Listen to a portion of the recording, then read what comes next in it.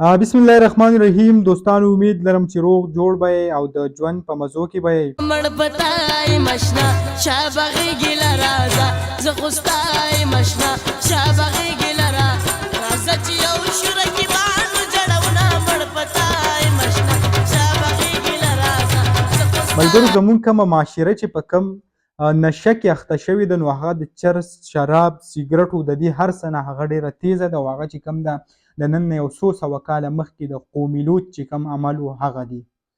ستاسو که خیال وي دا هلک تاسو ته په سکرین باندې ښکاري، په دې باندې مخکې هم یو ویډیو جوړه کړې وه. یعنې دا تاسو په نظر باندې وینئ چې دا یو هلک سره کم قسم ګپ شپ هر څه لګوي، خو بیا د دې نه پس چې کم قصه شروع شوې ده، نو زه به نن په هغې باندې خبره کوم. د دې یو داسې چل شوی دی، یعنې د یو کومه ملګرتیا چې ده هغه تاسو د دې نه کتی شئ چې دونه زیاته خوږه ملګرتیا، یعنې ملګرتیا نه بلکې د قومي لوط کم عمل چې دی هغه دونه خوږ چې تاسو په دې ویډیو کې کتی شئ چې د یو بل په غی کې هغه هم سملي. اوس تاسو دې کس ته وګورئ او دې بل هلک ته وګورئ چې د دې په عمر کې هغه فرق څونه دی، نو هغه به هم تاسو ته واضحه شي چې آیا یو دونه غټ سړی هغه د یو دونه ماشوم سره داسې قسمه ویډیو او څه جوړوي. خبره اوس دلته دا ده چې آیا دې ماشوم کې هم داسې څه چل دی چې دا د سره ویډیو جوړوي، نو هغه زه به تاسو ته ویم چې هغه مین وجه چې کم ده هغه د ناپوهیتیا، ځکه چې داسې کس هغه دونه پوهیږي نه، دونه میچور نه وي چې هغه د یو غټ سړي سره هغه دوستانه جوړه کړي او د هغه سره کومه ملګرتیا چې ده هغه وکړي. به هر حال خو ویډیو طرف ته راځو. اوس داسې چل شوی دی چې د دې په منځ کې هغه کومه دوستانه څه چې وو هغه ختم شوي دي، یعنې هغه دوستي هغه هر څه ختم شوي دي. په څه ختم شوي دي اوس دا پته نه لګي، خو په منځ کې کوم اختلافات چې دي هغه راغلي دي.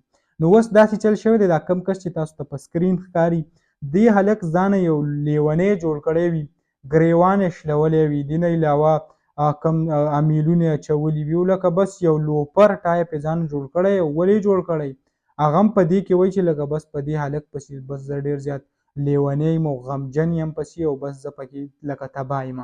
که تاسو وګورئ خلک ما د جینکو په عشق کې داسې لیوني لیدلي، خو د هلکانو په عشق کې دا په پیله ځل دا سړی ولیدو چې هغه داسې چل کوي. یعنې دې ته به هم ځان ښه ښکاري چې داسې قسم حرکت کوي. که تاسو وګورئ دا معاشره به دې ته څه وایي، بل دا دی معاشرې ته څه میسج ورکوي، څه پیغام ورکوي چې دا داسې قسمه حرکتونه کوي. ډېر زیات د شرم، ډېر زیات د افسوس خبره ده او ډېر زیات د شرم کار دی چې هغه داسې کوي.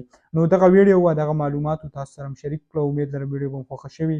که ویډیو مو خوښه شوي ویډیو لایک کړئ، او که زموږ په چینل نوي یاست چینل سبسکرایب کړئ د داسې نور ویډیوګانو لپاره.